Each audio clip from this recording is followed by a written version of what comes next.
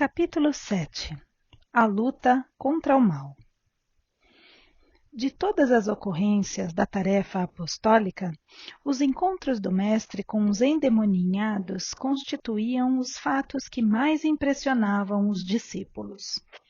A palavra diabo era então compreendida na sua justa acepção.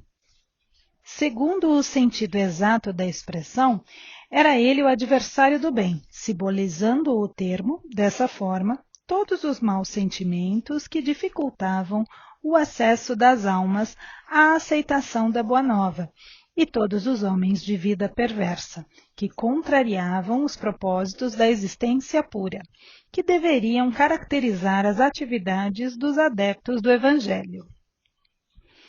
Dentre os companheiros do Messias, Tadeu era o que mais se deixava impressionar por aquelas cenas dolorosas. Aguçavam-lhe sobremaneira a curiosidade de homem os gritos desesperados dos espíritos malfazejos, que se afastavam de suas vítimas sob a amorosa determinação do Mestre Divino. Quando os pobres obsidiados deixavam escapar um suspiro de alívio, Tadeu volvia os olhos para Jesus, maravilhado com seus feitos. Certo dia em que o Senhor se retirara, com Tiago e João, para os lados da Cesareia de Filipe, uma pobre demente lhe foi trazida, a fim de que ele, Tadeu, anulasse a atuação dos espíritos perturbadores que a subjugavam. Entretanto, apesar de todos os esforços de sua boa vontade, Tadeu não conseguiu modificar a situação. Somente no dia imediato, ao anoitecer, na presença confortadora do Messias, foi possível à infeliz dementada recuperar o senso de si mesma. Observando o fato, Tadeu caiu em sério e profundo cismar. Por que razão o mestre não lhes transmitia automaticamente o poder de expulsar os demônios malfazejos para que pudessem dominar os adversários da causa divina? Se era tão fácil a Jesus a cura integral dos endemoninhados, por que motivo não provocava ele de vez a aproximação geral de todos os inimigos da luz, a fim de que, pela sua autoridade, fossem definitivamente convertidos ao reino de Deus? Com o cérebro torturado por graves cogitações e sonhando possibilidades maravilhosas para que cessassem todos os combates entre os ensinamentos do Evangelho e os seus inimigos, o discípulo inquieto procurou avistar-se particularmente com o Senhor, de modo a expor-lhe com humildade as suas ideias íntimas. Numa noite tranquila, depois de lhe escutar as ponderações, perguntou-lhe Jesus em tom austero: Tadeu, qual o principal objetivo das atividades de tua vida? Como se recebesse uma centelha de inspiração superior, respondeu o discípulo com sinceridade: Mestre, estou procurando realizar o reino de Deus no coração. Se procuras semelhante realidade, por que a reclamas no adversário em primeiro lugar? Seria justo esqueceres as tuas próprias necessidades nesse sentido? Se buscamos atingir o infinito da sabedoria e do amor em nosso Pai, indispensável se faz reconheçamos que todos somos irmãos no mesmo caminho. Senhor, os espíritos do mal são também nossos irmãos? Inquiriu admirado o apóstolo. Toda a criação é de Deus. Os que vestem a túnica do mal envergarão um dia a da redenção pelo bem. Acaso poderias duvidar disso? O discípulo do Evangelho não combate propriamente o seu irmão, como Deus nunca entra em luta com seus filhos. Aquele apenas combate toda manifestação de ignorância, como o Pai, que trabalha incessantemente pela vitória do seu amor, junto da humanidade inteira. No entanto, não seria justo, ajuntou o discípulo com certa convicção, convocarmos todos os gênios malfazejos para que se convertessem à verdade dos céus? O mestre, sem se surpreender com essa observação, disse: Por que motivo não procede Deus assim? Porventura, teríamos nós uma substância de amor mais sublime e mais forte que a do seu coração paternal? Tadeu, jamais olvidemos o bom combate. Se alguém te convoca ao labor ingrato da má semente, não desdenhes a boa luta pela vitória do bem, encarando qualquer posição difícil como um ensejo sagrado para revelares a tua fidelidade a Deus. Abraça sempre o teu irmão. Se o adversário do reino te provoca ao esclarecimento de toda a verdade, não desprezes a hora de trabalhar pelo triunfo da luz. Mas segue o teu caminho no mundo atento aos teus próprios deveres, pois não nos consta que Deus abandonasse as suas atividades divinas para impor a renovação moral dos filhos ingratos, que se rebelaram na sua casa.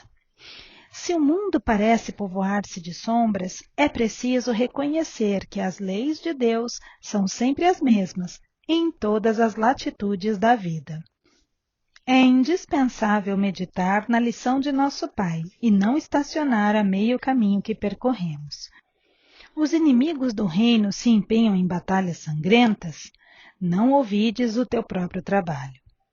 Padecem no inferno das ambições desmedidas, caminha para Deus.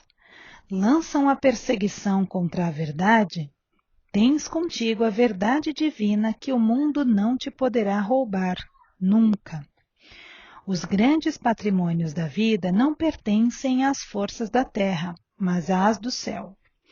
O homem que dominasse o mundo inteiro com a sua força teria de quebrar a sua espada sangrenta ante os direitos inflexíveis da morte. E, além desta vida, ninguém te perguntará pelas obrigações que tocam a Deus, mas unicamente pelo mundo interior que te pertence a ti mesmo, sob as vistas amoráveis de nosso Pai. Que diríamos de um rei justo e sábio que perguntasse a um só de seus súditos pela justiça e pela sabedoria do reino inteiro? Entretanto, é natural que o súdito seja inquirido acerca dos trabalhos que lhe foram confiados, no plano geral, sendo também justo que se lhe pergunte pelo que foi feito de seus pais, de sua companheira, de seus filhos e irmãos. Andas assim tão esquecido desses problemas fáceis e singelos? Aceita a luta, sempre que fores julgado digno dela, e não te esqueças, em todas as circunstâncias, de que construir é sempre melhor. Tadeu contemplou o mestre, tomado de profunda admiração. Seus esclarecimentos lhe caíam no espírito como gotas imensas de uma nova luz. Senhor, disse ele, vossos raciocínios me iluminam o coração. Mas terei errado externando meus sentimentos de piedade pelos espíritos malfazejos? Não devemos, então, convocá-los ao bom caminho? Toda intenção excelente, redarguiu Jesus, será levada em justa conta no céu. Mas precisamos compreender que não se deve tentar a Deus. Tenho aceitado a luta como o Pai ma envia e tenho esclarecido que a cada dia basta o seu trabalho. Nunca reuni o colégio dos meus companheiros para provocar as manifestações dos que se comprazem na treva. Reuni-os em todas as circunstâncias e oportunidades, suplicando para o nosso esforço a inspiração sagrada do Todo-Poderoso. O adversário é sempre um necessitado que comparece ao banquete das nossas alegrias e, por isso, embora não o tenha convocado, convidando somente os aflitos, os simples e os de boa vontade, nunca lhe fechei as portas do coração, encarando a sua vinda como uma oportunidade de trabalho, de que Deus nos julga dignos. O apóstolo humilde sorriu, saciado em sua fome de conhecimento, porém acrescentou, preocupado com a impossibilidade em que se via de atender eficazmente à vítima que o procurara. Senhor, vossas palavras são sempre sábias. Entretanto, de que necessitarei para afastar as entidades da sombra quando o seu império se estabeleça nas almas? Voltamos, assim, ao início das nossas explicações, retrucou Jesus, pois, para isso, necessitas da edificação do reino no âmago do teu espírito, sendo este o objetivo de tua vida. Só a luz do amor divino é bastante forte para converter uma alma à verdade. Já vistes algum contendor da terra convencer-se sinceramente tão só pela força das palavras do mundo? As dissertações filosóficas não constituem toda a realização. Elas podem ser um recurso fácil da indiferença ou uma túnica brilhante, acobertando penosas necessidades. O reino de Deus, porém, é a edificação divina da luz. E a luz ilumina, dispensando os longos discursos. Capacita-te de que ninguém pode dar a outrem aquilo que ainda não possua no coração. Vai, trabalha sem cessar pela tua grande vitória. Zela por ti e ama a teu próximo, sem olvidares que Deus cuida de todos. Tadeu guardou os esclarecimentos de Jesus para retirar de sua substância o mais elevado proveito no futuro.